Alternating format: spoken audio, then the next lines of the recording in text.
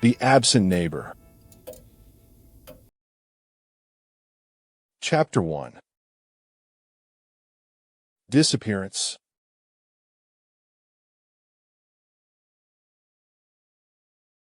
I still remember the day he moved in, a tall figure with shaggy hair and worn denim jeans.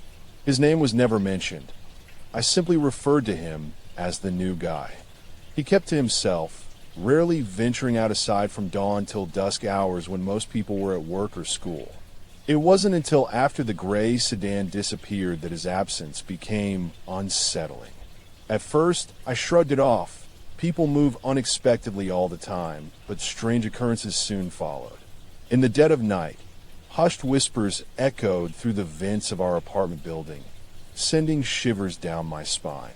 An eerie smell drifted in from the laundry room, like something had died and been left to rot. My cat Luna, once playful, hid under the bed for days.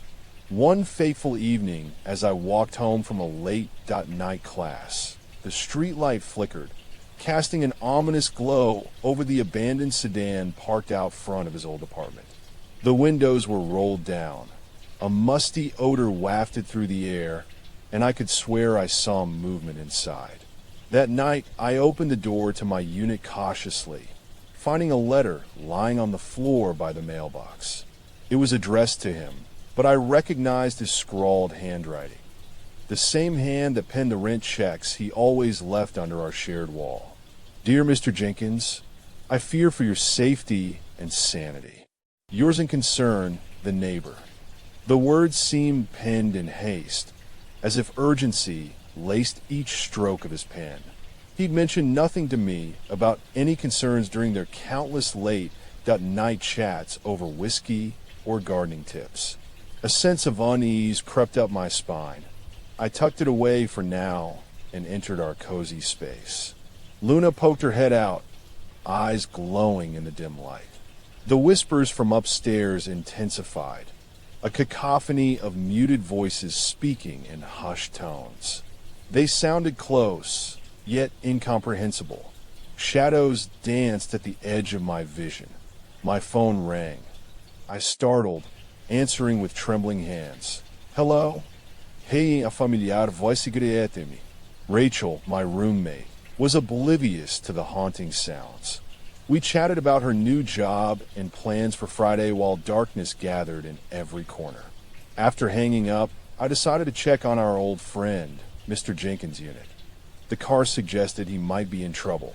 At his door, I knocked 3 times, a slow, insistent rhythm. No response. The thick door remained shut as it had since I moved here 2 years ago. A sudden gust of wind rustled my hair as I reached for the doorknob. My palm froze over the metal, a shiver tracing down my spine. The door was slightly ajar. With Luna at my heels, I pushed it open and called out again, but only an unsettling stillness met me, a space devoid of warmth or signs of life. A chill crept up my neck as I stepped into the dimly lit room. Furniture haphazardly strewn about, a single suitcase abandoned near the entrance. Dust motes danced in the sliver of moonlight seeping through curtains, and an unsettling feeling settled over me. It was then that I noticed it, the scent, musty yet tinged with decay. My hand instinctively reached for Luna's collar as I crept deeper. Each room I entered revealed more disarray. Cluttered files littered the desk, a toppled dresser spewing clothes and books upon the floor. A putrid odor clung to everything, a stench reminiscent of rotting vegetables left too long in the trash. My eyes landed on an open drawer, the contents spilling out, the same eerie smell emanating from its depths.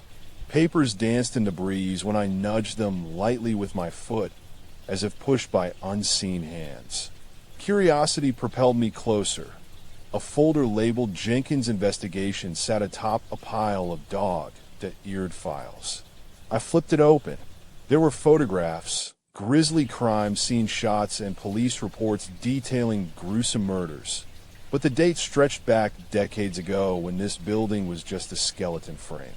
The connection to our neighbor remained unclear. Then there were handwritten notes in an erratic hand, talking about cults and rituals. My mind reeled as I turned another page. A sketch of our building with cryptic symbols layered over it, each pulsating with dark energy under the moonlight filtering through the window. That night, as I lay awake, whispers resurfaced outside my door, whispers that seemed to seep into my dreams. Upon waking, Luna mewling beside me, I checked the locks 3 times before leaving for class.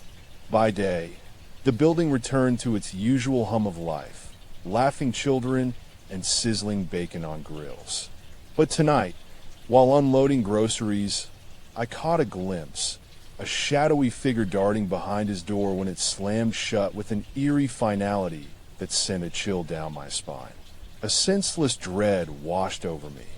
Had he finally come home, or was something else occupying his space? Upon entering, the smell enveloped me once more, the same pungent stench from those papers in the drawer. Luna's tail thumped nervously as I stepped across the threshold. A cold draft caressed my ankles. A floorboard creaked above. It wasn't just my imagination. Unmistakable movements filtered through the ceiling, each step heavy and deliberate. With a deep breath, I turned on the light. My living room was in disarray. Drawers were open, contents scattered, books removed from the shelves, some pages ripped out. The air felt thick with an otherworldly presence. I retreated to my bedroom door, listening as it creaked and groaned under each step descending the stairs. In that moment, something heavy landed behind me. Turning swiftly, I faced him. Jenkins, his hunched frame stooping to gather his belongings. A man in worn denim jeans and a faded shirt. He eyed me warily before tucking his head, attempting nonchalance as he gathered items in the darkness. The door slammed shut with a sound it hadn't made since construction. "You're back," I asked, trying to keep my voice steady. "Back from where?" His deep drawl belied any concern. "You shouldn't be here." His gaze drifted up to mine, a fleeting glance that spoke volumes, fear mixed with an unmistakable malice.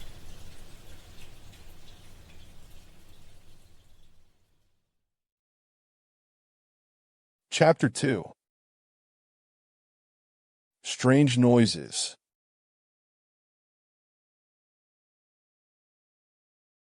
Days passed in a haze of paranoia and half-thought sleepless nights. Jenkins' return was never mentioned, yet his absence felt palpable. I took to locking my door at night, hearing nothing but our apartment building's usual creaks. That changed tonight. A persistent scratching echoed through the walls, as if something clawed its way from the bowels of the building's foundation.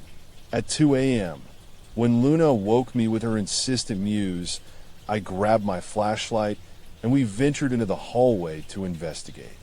The sounds emanated from Mr. Jenkins' apartment, an unmistakable growl punctuating them, a sound that should not belong in our quiet world. My hand fumbled for my phone. Should I call the police? But what would I say? The neighbor I'd never met. As Luna and I approached his door, it opened with a jerk. He emerged from shadowy confines, his eyes red-rimmed. They flickered as he passed us. "I've been away," Jenkins said, each word spoken through gritted teeth. Things went terribly wrong. With shaking hands, I turned on the flashlight, diluted light casting eerie shadows in the hallway.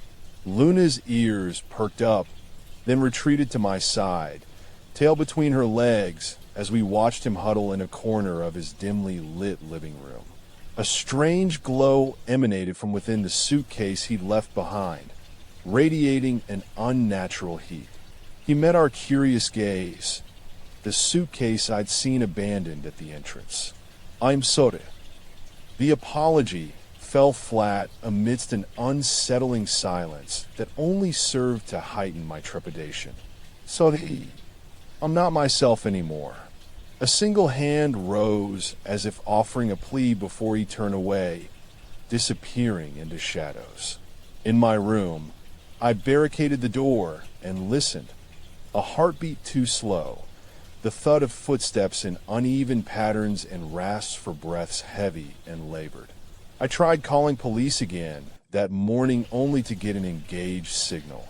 In his apartment, Jenkins sat hunched on a couch, eyes rimmed with dark circles. A hand clutched something within the suitcase, now half unzipped with tendrils of smoke curling out, a sulphurous stench I'd never encountered before. I was investigating the murders in those files, he began as Luna settled beside me on the couch. Uncovered something terrible, something they killed to keep buried. Smoke curled around his hands. I believe you're saying these murders are still happening? Jenkins' response came from behind a mask of tan skin, the same color as the smoke. These things, they're not human. Luna whined softly. I rubbed her ears, trying to keep my voice level.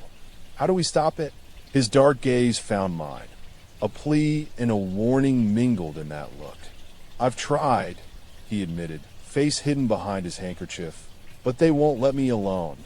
An unspoken question hung between us. Let him alone? You must help.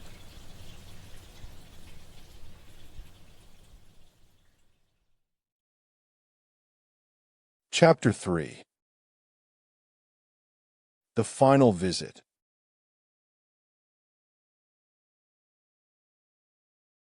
Days passed, whispers escalating, their rhythm changing. I'd caught snippets of them, a haunting chant in the dead of night, often carried by a gusting wind or an unseen presence. At nightfall, Jenkins knocked on my door. Luna's ears folded back as he entered with his suitcase and suitcase contents, a collection of books bound in worn leather. I need your help. His eyes had taken on a haunted quality, reflecting the darkness that lurked within. What kind of help?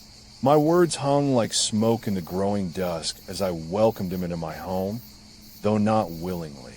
The air clung to an unnatural heaviness, a foreboding scent carried by each movement, rotting flesh and earth. Jenkins' eyes darted between me and Luna.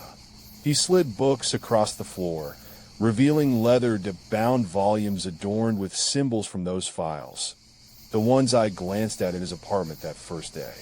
As he sat amidst them on the couch, an unnerving grin etched across his face, a rictus of unease. Those who once walked this earth, they're not just dead. His voice wavered. Lila, what did you uncover? I finished for him. The chant outside my window, a living melody now, a pulsing growl. Night had claimed the world. His gaze was unblinking and haunted. In '69, they were found in the cellar of an abandoned church nearby. Human remains scattered around ritualistic symbols. A leather-bound tome lay open before him, pages dawed that eared to an illustration resembling our building's facade. The Order of the Black Sun. Luna growled softly as he spoke, a word on the tip of his tongue, a name that made me shiver. Erebus. I believe I'm in their crosshairs, and so are you. His words were barely audible over the growing din. The wind carried an inhuman howl, whispers sharpened to phrases, a litany echoing beyond my door. Lila's fate, already chosen. In that moment of dread, a muffled thump came from below, a body breaking upon concrete. My heart raced as I approached the basement door with a shiver, keys clutched in one hand and Luna at my side. Jenkins' eyes seemed to ask for forgiveness as he passed me. You shouldn't have seen any of this. The door creaked, revealing the abyss, a gaping chasm where once there was floorboards. A scream pierced through night, the unmistakable sound of a body falling upon concrete. My breath came in gasps, Luna's claws outstretched.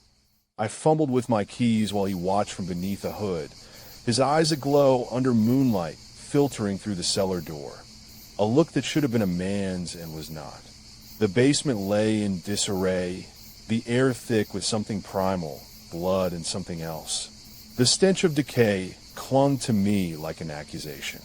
In my kitchen, I found a note, 3 words etched on butcher paper. I am Erebus. The chanting had reached a fever pitch when the cellar door burst open.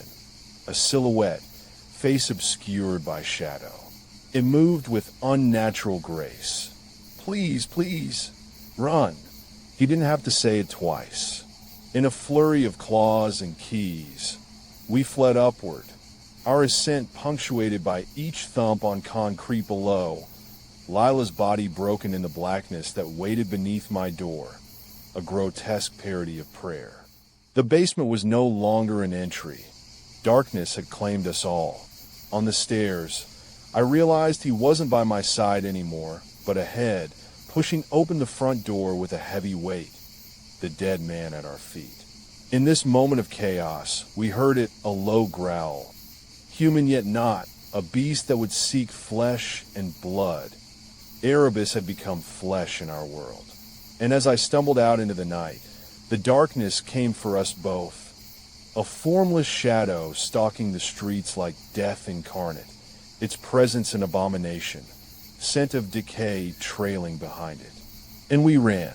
We fled through shadows, away from the house that would not let us escape, each step a futile attempt to outrun and end.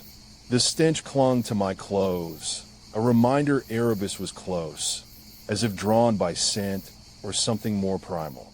The world shifted beneath our feet, the sidewalk broken, the street no longer familiar.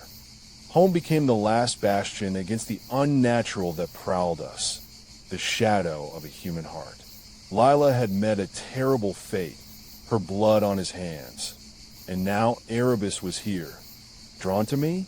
I glanced back at Jenkins, a haunted man with eyes that told 1,000 tales. The darkness our only constant companion as we fled for life. His truck awaited in the night, once mine, now his. A key was produced like a prayer for salvation. Get in? As I did so, I caught a glimpse of him from behind. The man I'd let into my world. A man who believed in things that didn't exist and was left to face them. The engine roared as we sped away from what the house had become, a slaughterhouse with its basement. From the back seat, I met his gaze, Lila's blood on his hands, now mingling with mine as we drove toward salvation, though our bodies were a canvas of unknown wounds. And in that moment, our car skidded to a stop before a dilapidated gas station, a sign creaking amidst the wind, Erebus. He turned off the engine and opened the door, leaving it ajar for what he'd become. What was becoming me? You shouldn't have seen this. He didn't get out. In his seat, I felt him watching as the darkness outside us crept closer. Lila, his head canted in response, a nod before returning to staring into the night. And then Erebus had a face. The wind carried a gasp of air and something else. My breath became a silent scream from both mouth and nostrils. I'd become it, this monstrous thing Jenkins spoke of. He fled through the door without looking back, sank beneath Erebus' shadow, a man no more in that moment. And then darkness. An eerie silence had taken hold, a void where the world's pulse used to be.